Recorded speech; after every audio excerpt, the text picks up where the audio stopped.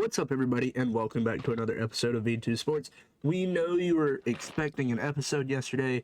Well, joke's on y'all, this is our second time recording this episode because the computer wanted to straight record, no audio. Now, you see by the thumbnail, you see by the title, you see by the post on Instagram, it is the Tennessee 2022 football season recap. Me and Will had a glorious episode last night where we recorded it, and now we got to do it again. So let's see if we can recapture some of that magic. And because Jackson has elected to not show up for this episode, we will be giving Jackson's job to the returning Luke. So, Luke, congrats on leading off with every game. Go ahead and start us off. Yeah, I got y'all. So, we're going to be going over Tennessee. As said, I'm trying to pull up the schedule because I'm wasting time here. Okay, there we go. Now I got it. So, first game, Ball State versus Tennessee Skip it. State. Versus Tennessee. I mean, yeah. yeah, Jason has a story. Hold Jason on, has I'll a give my story. for this never one, and mind. then we can skip Okay. it. All right. So, Fine. One story. as y'all know, I've made it known in the past, I occasionally cheer for Tennessee. I'm not going to let the bias come up at any other point during this podcast. Well, not this episode. I'm definitely going to be an asshole during this episode. But y'all know I did my best to refrain from being biased because this team both deserves its flowers and completely and utterly can jump off a bridge. But the Ball State game, it's 3 weeks before me and my fiance decide we want to go to the Tennessee game, and she surprises me with tickets on the second row. Now, I've never been that close to the field, so I said, let's go for it. Well, the tickets ended up being in the Ball State Players Parents section. All right. Well, I don't know how, but the parents proceeded to slip in one, a pint of Hennessy, and two, a fifth of Hennessy, and they said that they were going to open it as a celebratory drink whenever Ball State scored. They got kicked out before they could open the bottles, and that was in the third quarter. They proceeded to scream. We swag surfed, and the Ball State Instagram or video, whatever the hell you want to call it, the videographers recorded us. And my buddy Kerry, who you're going to hear a little bit more after him, basically kept telling the security officers that was next to us that he was going to jump onto the field and go streak. So they proceeded to bring more security officers and state troopers down near us. And then, for some odd reason, Kerry was on the opposite side of the stadium. He came in, basically scrunched up with us, and proceeded to smooth talk his way with the security guard to the point where he didn't care if Kerry didn't have a seat or not. That's where Kerry said he was sitting, so Kerry stayed. But that's pretty much the story for that one. There's no reason to go over this game other than the fact that Ball State has an amazing player known as Carson Steele. Is his nickname White Lightning? No, that's Jack Luttrell. He's the bane of Tennessee's 2023 recruiting class. He's so overrated. Yes. Well, You know, go ahead. I'll tell you this after. All I right. can't say this on record. Okay. Carson Steele is a demigod. His parents are nice, and UCLA is getting a steal out of that family and his athletic ability. But other than that, let's go ahead and go to the first game where Tennessee was truly tested this season. Luke, take it away. Really enjoyed this game. Pittsburgh versus Tennessee. This was a battle. I think that showcased both teams and what they truly had to offer. I feel like even though it was early on into the year, it already showed what the teams were going to look like towards the end of the season. And it was really a good showcase for what Hooker had in store. Because originally people assumed that this game is kind of what like put Tennessee on the map. Then they thought, oh wait, never mind, Pitt sucked. And then at the end of the season, they thought, oh wait, never mind, they were good. Just Tennessee was better. And to look at it, I would say that this was just a battle of offenses. I mean, obviously known 416 versus 415 total yards. I believe that the third down efficiency for Tennessee was close to 50%. It was terrible actually for Pitt, 4 for 18.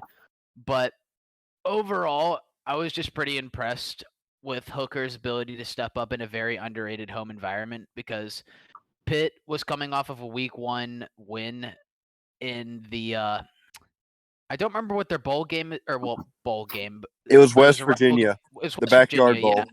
yeah. The backyard yeah. bowl. That's what you're So thinking of. they were coming off of a I believe a win in that game.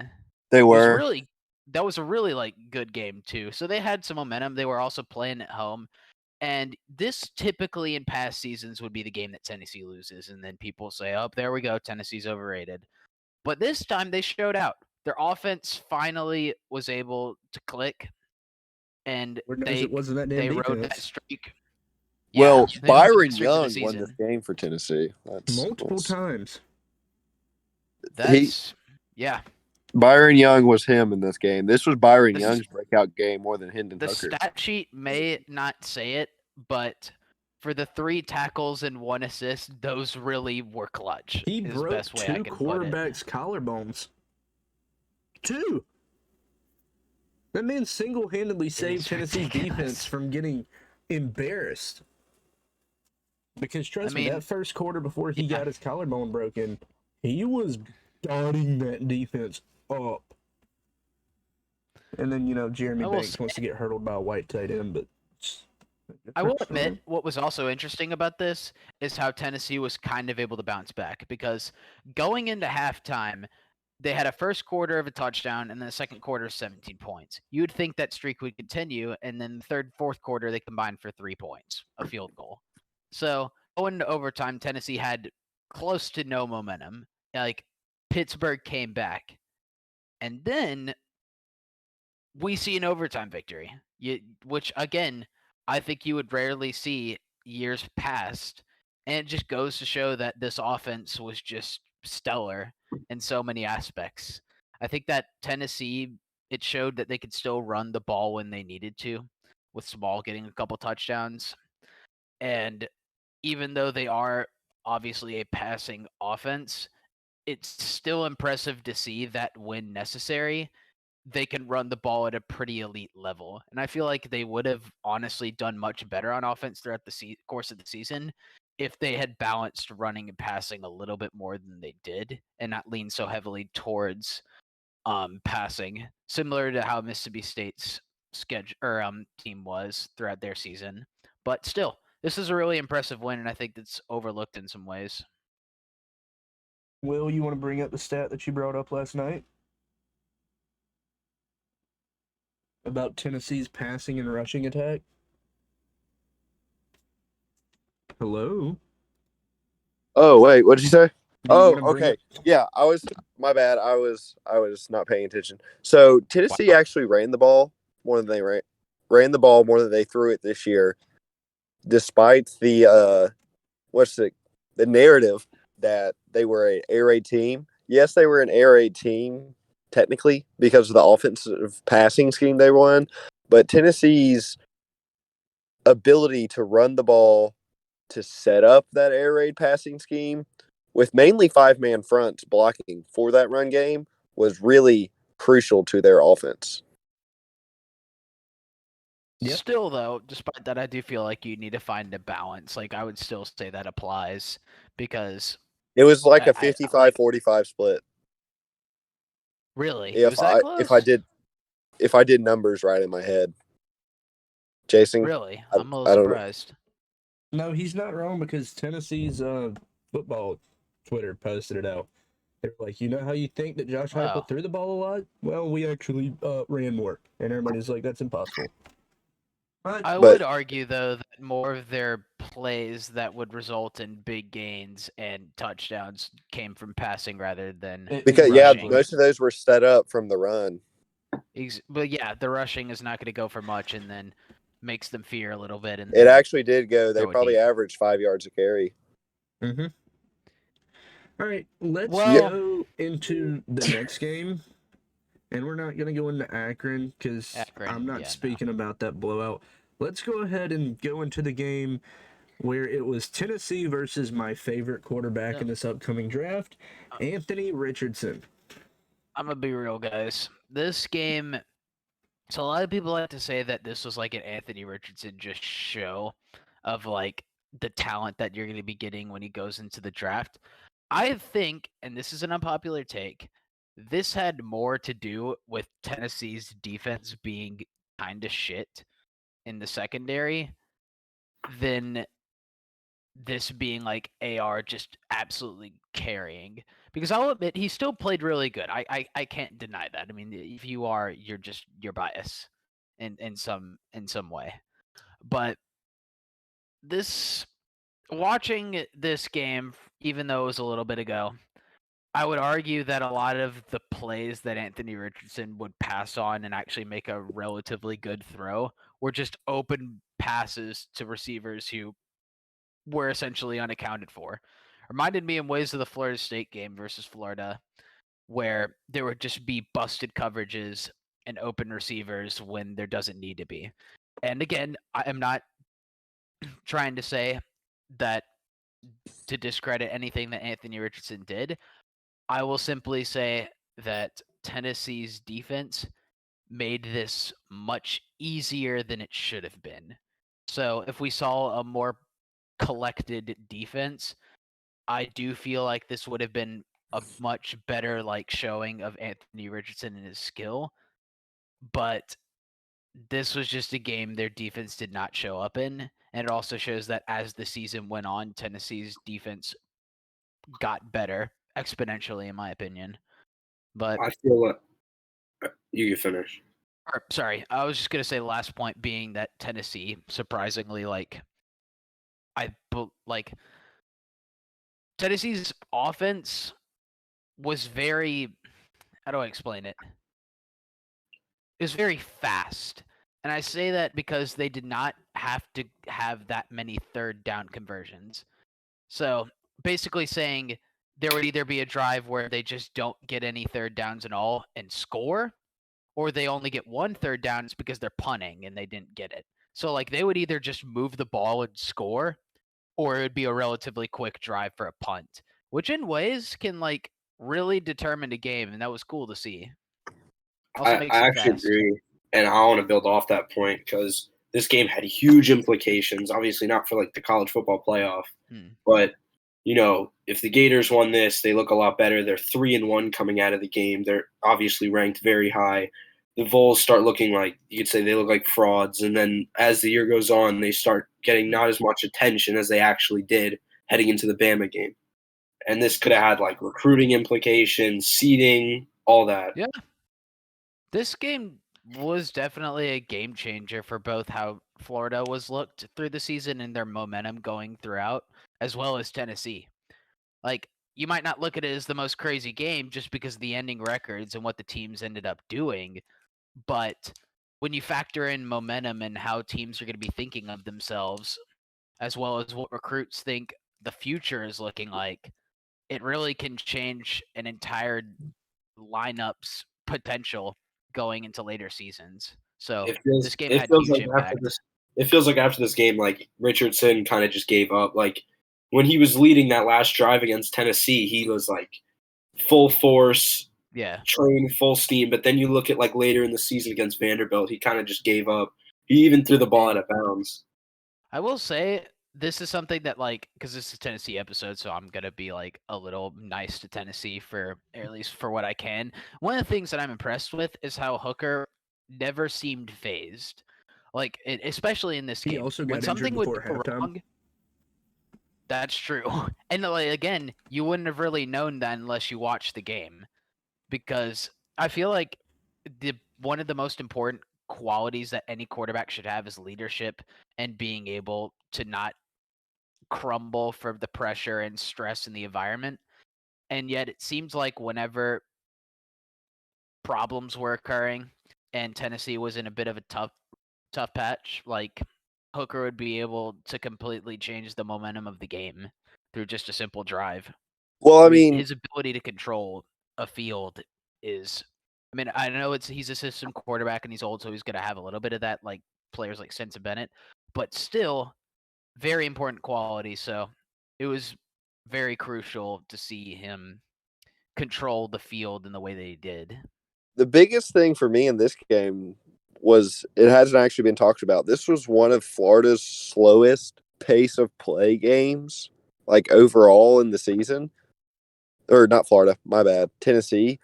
They ran the ball. Again, we talk about this again. Their rushing attack was so effective. It was one of the things that allowed them to go back to Luke's earlier point to not have to face third downs. On the season, Tennessee averaged 5.4 yards a carry. I just ran the math, and this was just one of those games where that number gets inflated a little bit because they were just Florida's interior. Yeah, they have Dexter. Yeah, they have that like 480-pound guy or whatever, but they have no depth beyond those two. And Tennessee was just able to take such good advantage with them, especially in the second half, just running the ball down their throats. So I'm going to go to the completely other side of the ball instead of offense. I want to go ahead and make this statement out to all Tennessee fans that are listening. What you consider the game-winning interception by none other than the bitch himself, Kamal Haddon, was not a good interception. One, Anthony Richardson was being hit while he passed, and two, it was 20 yards underthrown. And as far as anybody who wants to say that Kamal Haddon is a good DB, you're wrong. And I will can we credit that interception to Brian Young or Byron Young? I was going to say credit to the defensive rush. Yeah, the literally. basic point that, I mean, this is very fundamental football in my opinion, but a good secondary can't make up a bad line, but a good line can make up a bad secondary. I feel like this is literally the definition of Tennessee football, or at least this year, where the line would bail out the secondary and make them look better than they really were. See, but like, the only that secondary was so bad. That secondary was really atrocious. Like, I'm going to be honest with you, and this is no offense if anybody in your family is like this. You could have put at least like one of the safeties out there with one leg and maybe give the if I were to go to Atlanta Children's Hospital and get somebody from there, they could have probably played better. Dog, Stephen Hawking, I know this for sure, would have locked up Justin Shorter. My previous high school got relegated to an 8-man football league. Guarantee you I could pick one of the safeties from our team right now, and they would relatively have done the exact same thing. All right, well, we did spend a very good amount of time on this Florida game. Let's go ahead and go into the off LSU. week. Hold on. Oh, okay. We spoke about it last night when we were doing the first recording of this, and earlier when we did the Tennessee football prediction episode, the over for this was 0.5. So how many people are going to get arrested in the off week? And 2 people chose the over. It was Dane and Jackson. And indeed, somebody did get arrested this week. It was Jalen McCullough, Tennessee's starting strong safety, in which he assaulted a man for coming into into Jalen's apartment while he was drunk. The only reason why I don't see why this wasn't talked about more is, he got him out of the apartment. He tried to come back in, so what did Jalen do? Jalen beat him down the hallway and then threw his ass down a flight of stairs. Still Damn it, Noah. Alright, but other than that, they won on the predictions. Let's go ahead and talk about a game where a special teams coordinator quietly got fired. Oh, yes. Okay, so this is my game right here. So, if, like Jason said, Brian Kelly's very close friend, who I believe he's vacationed with before, was LSU's special teams coordinator for last season, technically. After the Tennessee game, Brian Kelly was forced to fire one of his best friends. Do you know how difficult that is to do? Any of you listening? That is such a hard decision to make. From this podcast. At the end of the day, it's a business. It's a business. I mean, we talked about this on the LSU podcast. It's a good look for LSU and a good look for Brian Kelly. But still, if you play that atrociously to get fired in the mid-season, especially if you're a good friend of the head coach, something went terribly wrong. And that something was the Tennessee special teams just completely dominating this game. That game was just, it's nothing that you could have seen coming. It was so lightning in a bottle-esque. I think Tennessee might have ran Engage 8 from Madden in this game every play. We said this in the LSU podcast, but this was the Tigers' wake-up call for the defense to get their shit together. Because, on one hand, I will admit this is one of their only games where the offense just got shut out completely. But at the same time, it's not like their defense was doing any favors. And most people would credit this to Hendon Hooker and really the rushing attack. Really, just Hendon Hooker and Small were the mate. Small, especially, I would honestly argue he was player of the game.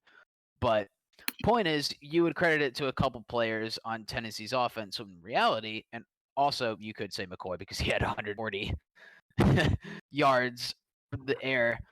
But I would more say that this is just LSU's defense sucking dick. And I know it continued for them when they got to the Florida game, but they needed this loss so bad, and Tennessee needed this win. In ways, I would argue this benefited both programs. You already know how it benefited LSU. Hi, Noah. For Tennessee, they just needed a win that would boost confidence because they were about to go play Bama. They're about to play one of the toughest teams in the nation and one of the biggest dynasties in football ever. So you need some win to really gain momentum. And I would honestly argue if the LSU game was like close and they even if they won, if it's close, I would say Bama wins that game. What the What's what going is no on? doing? I'm not gonna. Oh God, I need to. All right, let's What go to move. happened? I was looking at the schedule. What just happened? Noah is teleporting around his room and occasionally turning the camera on. And he's in a different part of his room. So Okay. I'm just gonna. Well, I'm this gonna just LSU take. game, I'll do me a quick take on it real quick. Yeah, go for it. If you watch the game, it did not go any way that it was predicted to go. LSU was actually predicted to win this game. I'm a little surprised. Where's he? What I the? would argue that they should have won that game. All right, to this so day. Tennessee goes into their house, and everybody's like, "Oh, you can't play in the real Death Valley." Well, they did, and they straight It was a ran morning through. game. What'd you say? It was. Oh my gosh! It It was was a a morning morning game. The people in Louisiana were too busy cooking up their crawfish boils and doing voodoo. Yeah, they couldn't make it to the game in time. Well, let me tell you something. It was a sold-out crowd, and by halftime, the bottom bowl was nothing but orange. Tennessee straight whooped that Tiger ass. All right, but other than that, let's go into the game that I predicted completely correct with a last-second field goal. And I'm gonna go ahead and start with this one. I got a couple of stories. Arguably game of the year. Yeah.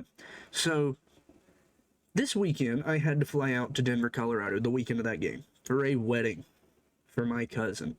Our family, Tennessee fans. His bride-to-be, Alabama fans.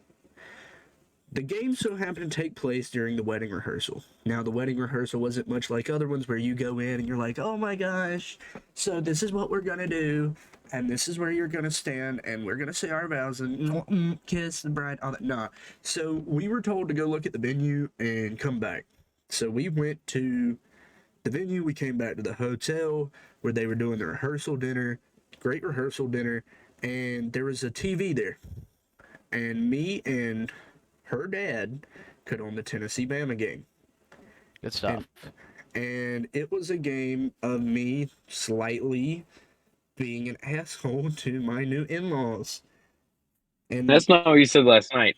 Oh, I know. It was not me slightly being an asshole. I said a lot of things during the dinner, before the dinner, and after the dinner that were extremely needing to be repented for during church. Jason's going to hell. Oh, already guaranteed. It's okay. But the game was beautiful, and anybody that thinks this game was Jalen Hyatt's breakout game and that he is a demigod and Tennessee is wide receiver, you are wrong. You are a fake. I rant about Pete Golding. You're so stupid. Jalen Hyatt is not a good receiver. Jalen Hyatt is legitimately a scheme receiver, and if you think he's going to do anything he just did in the league, he's actually not. He's not going to make it out of his rookie deal. Jalen Hyatt is a bomb unless he is schemed correctly. I'm going to save my Pete Golding rant for the Alabama episode. That's the fact that Josh Heupel could just they would just run up to the line of scrimmage and wherever DeMarco Hellams was, Josh Heupel would and Hendon Hooker would motion Jalen Hyatt to wherever DeMarco Hellams was on the field to get them matched up. And on what were Hyatt's option routes in that game? It was a post, a go, a crawl, and a hitch. Those were his 4. No, occasionally and I think he chose go every time. Pretty simplistic. No, he didn't run a short route in this game that I remember. He had a couple of drags because he had 6 receptions for 5 touchdowns. That's what I meant by cross. My bad. Yeah. Well, this game, it was a beautiful sight to see as a Tennessee fan because I went my entire life watching just year after year depressing moments, specifically Jarrett Garantano thinking he's the coach, or field goals getting blocked by people that abuse dogs. So it just never fails. But this year it was something beautiful. And just to let all you Tennessee fans know, the game-winning field goal was blocked. And if the Alabama defensive lineman wouldn't have gotten his middle finger on that ball, that shit was going wide left. And you would have lost in OT. But to get to that, Tennessee kicks it, field stormed. And like I said earlier about my friend Kerry, here's the story. Kerry, 2 days beforehand, posts on his Snapchat story because he did something for the school. I don't know what it was, but he got to be on the field, or maybe he broke in. I don't know. And Kerry takes a picture of the goalpost and says, "Me, you, 11:30 Saturday, Tennessee River." So when he storms the field, he immediately goes to the goalpost. He's not touched it. He's not one of the people yanking it down. Nothing like that. Security guard straight up chokes him and hip tosses him onto the ground and basically abuses the shit out of Kerry. So whatever you do, if you go to a Tennessee game and you ever feel the need to storm the field, don't go near the goalpost because their security guards really just hate their lives. Unless you get the chill ones that just call more Tennessee State troopers over there in case you talk about streaking the field. But don't do it. They're a bunch of assholes. So, Luke, did you want to say something before you got a story for this next game too? Go ahead. Simple point here. If Hendon Hooker doesn't have the game that he has, or if Alabama's secondary was just competent enough to give Bryce Young something to work with, Bama wins this game. I don't even really blame the secondary. It was really how the secondary was utilized in the game plan. Well, I'd say mix of both. You could argue it's more coaching, but still, there were just a lot of busted assignments. But I'll take that back. Really, using DeMarco Hellams outside of a box safety is a move only a retard would make. Okay, true. But then again, we're not really crediting Alabama's coaching. But I will say it's really more of defense as a whole, I guess. So I shouldn't really blame on the secondary specifically because there are so many times where I get it. It's Bryce Young. He's a magician. He's able to make any defensive line look like children. But for God's sake, when you're giving him 20 seconds of time to move around the pocket to throw the ball, you should not. That just shouldn't happen. The line should be able to get to him by then. I know some quarterbacks are elusive, but there's no way a quarterback should be able to move the way that he did. And it's not because Bryce Young is just this absolute superhuman, even though he is the best quarterback in the draft, in my opinion. You still should be able to tackle him, regardless of who it is. I don't care if it's a Lamar Jackson out there. Well, I mean, in this game, Tennessee also had its lowest blitz rate of the season, and they also had their lowest pressure rate. And when they did outside blitz, of the Georgia game. Get to him again. Coaching. Outside of the Georgia game, it was their lowest blitz rate / pressure rate of the season. Coaching just this whole game sucked. Right. But let's go ahead and move on to the next game, and we're not going to cover it. There's just a story out there for the Tennessee fans that if they don't know it, here it is. If you do know it, congrats, you're going to hear it again. All right. UT Martin is coached by Alabama quarterback Ty Simpson's father. I remember this. All right. Ty Simpson was at one point predicted to go to the University of Tennessee before Josh Heupel took over. And Josh really wanted Ty. He said, "That's my guy. I want him, blah, blah, blah." And Ty's dad, who is the coach of UT Martin, said he is a gimmick coach. He's not going to do anything at UT. My defense at UT Martin could stop him. So Josh Heupel remembered that while he was recruiting Ty, took it around and said, "Hey, look, we play UT Martin later." And I was also at this game, and when I tell you, if Tennessee wanted to put up 100, they could have, because it was halftime and it was 58 to like 10 or 3. And I left at halftime because 52-7. It was what? 52-7. Okay, so still, yeah, that's they very 50 well and could a have half. scored They could have 100. ran 100. Halftime's over. They come out and second stringers and walk-ons are playing. Like, Josh Heupel really just played that game to be petty, and we're not going to talk about the UT Martin game, and there's nothing really to talk about in the Kentucky game other than the rushing attack going absolutely brazy. So let's go ahead and move on. Oh my God, So what I'm going to people be the thought was first. going to be the game of the I'm year. going to speak Can I on this start? one. No, let me please, because I'm going to do it like I did in the Georgia episode. Luke, stand up. Okay. Show me your side There you profile. go. Side He's profile. actually naked. His balls are Back out. up a little bit. Fully extend your arms. All right, cool. That's a solid 1.5 feet. And the ball was maybe half a foot in front of Jalen Hyatt's face. Jalen Hyatt did not reach out to catch. Yeah, you see that? You see that shit right there? You see that? If Jalen Hyatt would have done that, Tennessee fans, self-proclaimed savior and the I'm not Bolitnikoff moving Award feet winner. either. I'm just leaning. And the Bolitnikoff Award winner. Oh my gosh, the game would have been a little bit different. Also, Tennessee's defense, you are the most depressing thing that I've watched all year. And to be completely honest, I watched a lot of depressing shit last year. Because let me explain something to you. Georgia gets the ball first. Tennessee's defense plays amazing. They get 1 sack, and that sack causes Stetson to fumble. So I guess at that point, Tennessee's defensive coordinator, Tim Banks, says, you know what? Did my job, made my money. We ain't doing that shit again.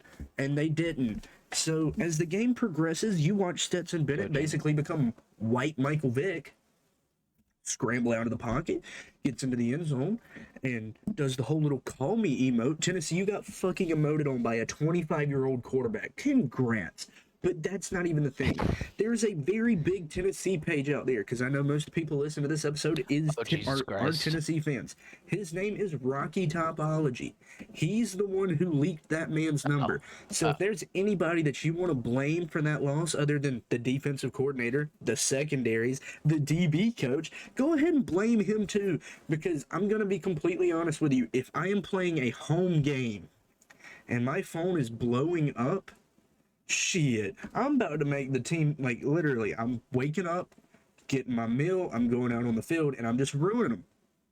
And that's exactly what happened. Stetson made that defense look like dummies. Now, another thing, nobody on Tennessee's offense was in sync this game at all. Cedric Tillman, you were Tennessee's savior in the 2021 season. And for that, we thank you. But if you can just play wide receiver, which is what you're listed as, and not stop running so that so that Georgia's our corner Keely Ringo cannot just run under a ball and catch it like he's the wide receiver himself, maybe this game would have been different. So do not sit here and blame this game on the fact that Georgia cheated or on the fact that Tennessee played in a rough environment. Because let me explain something to y'all. The environment, as much as you might want to consider it was rough, it really wasn't until halfway through the game. But another thing, Tennessee fans, I know y'all are going to hate the me for decibel this. level of the stadium was 129 in the first quarter. Brother, that's not that bad. Tennessee If on you don't this think game that's got to 138, and that was at opening kickoff.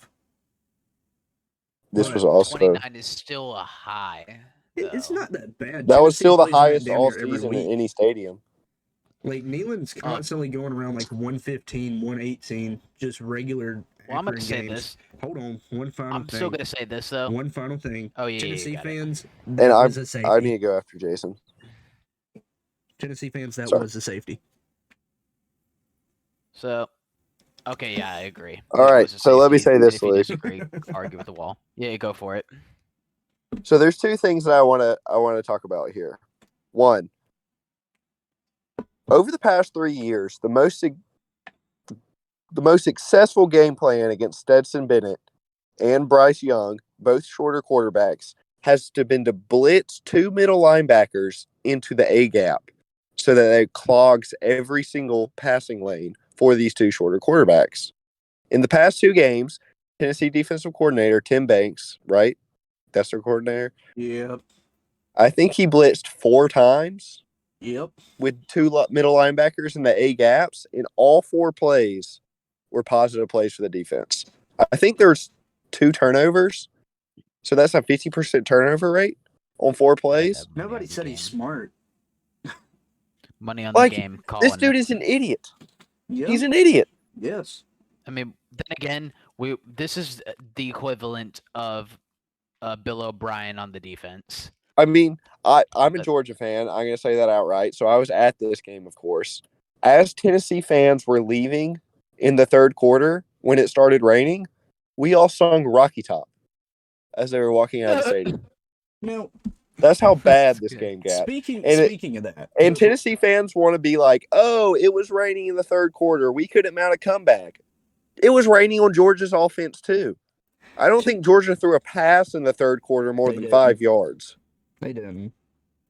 So, speaking of what Will just did about how they sang Rocky Top, I was halfway asleep during this game because I'd pretty much gave up and started opening the George Dickel, and I was dozing off, and I heard a loud group of what sounded like students screaming Rocky Top at the top of their lungs, like singing it. And I was like, holy shit, is Tennessee coming back? And I'll wake up, and it's all of Tennessee's faithful leaving Sanford Stadium as Georgia proceeds to literally run for 3 yards every play and just keep laying their nuts on the field as they keep going farther and farther.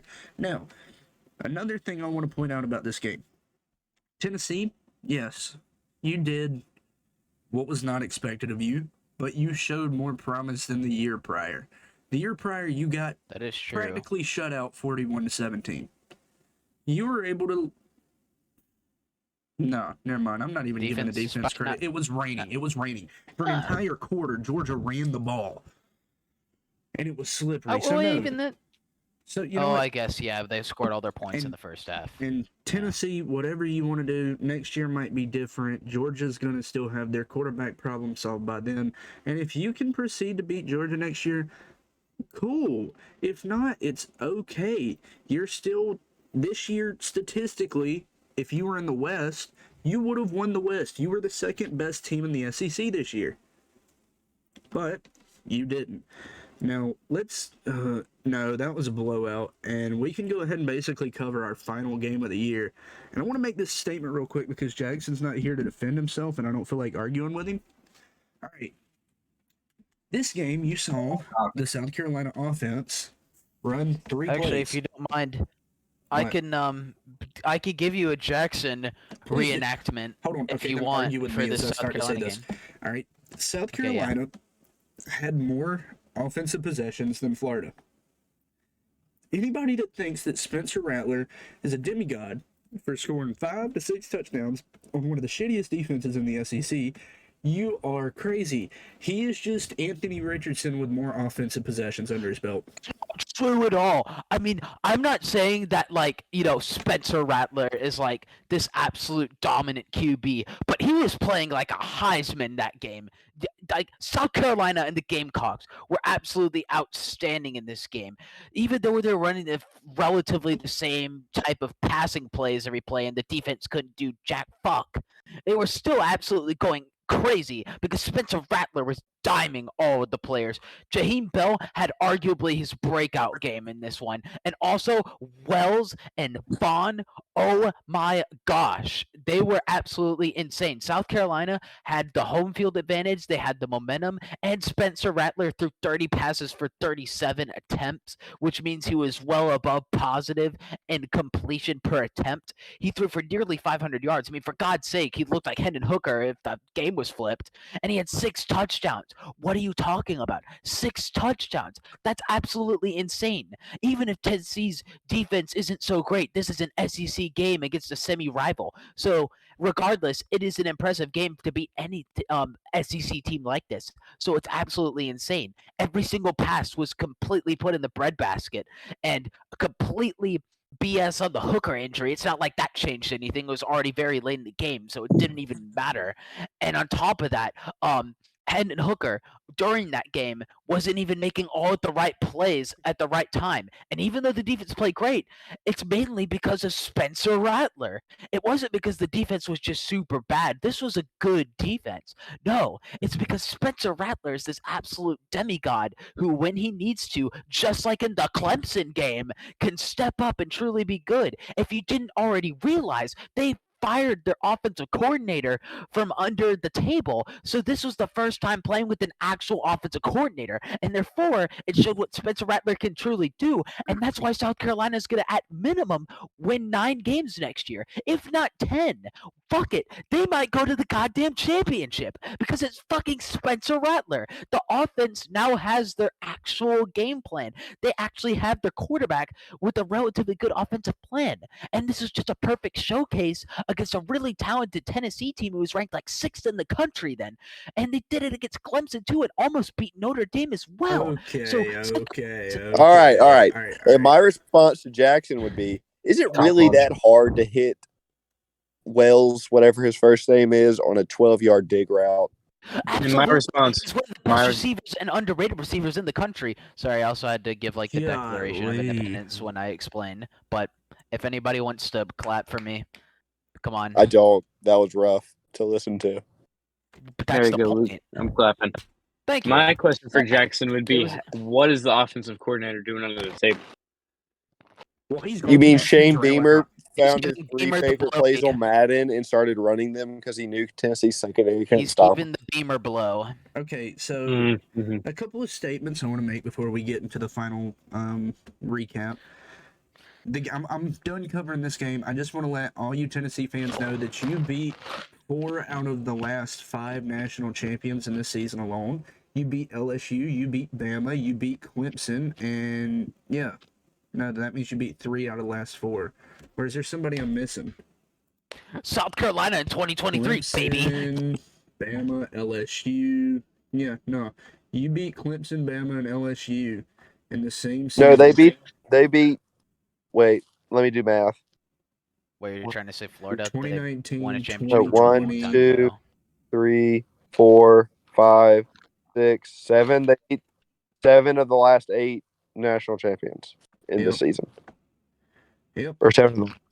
All right, so as we get into this, you cannot choose the same player twice. I'm saying this a little bit louder because last night Will couldn't get that through his skull. You can't pick the same player twice.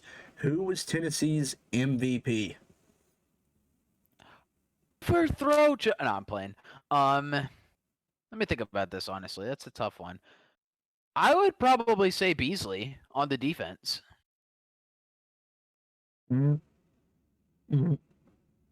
2 sacks, 10 total tackles. I feel like nobody was just outstanding on the offense, and they were able to hold Clemson to 14 points. Darnell So, yes. Wright. No, not in the bowl game, for the whole season. Oh, for the whole season? Oh. Darnell I was going to say, 2 game. sacks in a season is pretty I was bad. about to say, God dang. No, it was 2 sacks for the Clemson game. Yeah, I thought we were talking about the bowl game. Okay, my bad. Darnell Wright. No, that's not what I meant. Okay, you have Darnell Wright. Congrats, Luke. What's your choice? Josh Heupel. It's got to be I a did player. that too. You can't pick a player, or you have to pick a player. I also picked Josh Heupel at first. Well, see, 2 minds think alike, Atlanta fans. That's what we do. But I mean, this could be a generic answer. Hooker. All right, Dane. Give me Scheme Boy. And go ball. Noah? I can't take Hooker or Scheme Boy. No, you can, but you can't take him for any other award. Oh, well, Scheme Boy was only good for 1 game, so I'm going to take Hooker. All right, offensive player of the year. Scheme Boy. Who was the Hooker. right Give me tackle? Hooker. What was the right tackle's name? Jerome Carvin. I'm gonna take Jerome Carvin. Dane? Hooker, all the way. Noah? Scheme Boy. Didn't you just take Scheme Boy as MVP? No, that was me. He took Hooker. Defensive player of the year. Will, Byron don't you Young, fuck- baby. Okay, yeah, there you go. Good answer. I almost picked him for the MVP. Okay. Who threw the drunk guy down the stairs? I want to pick him. Shit. It Lig? was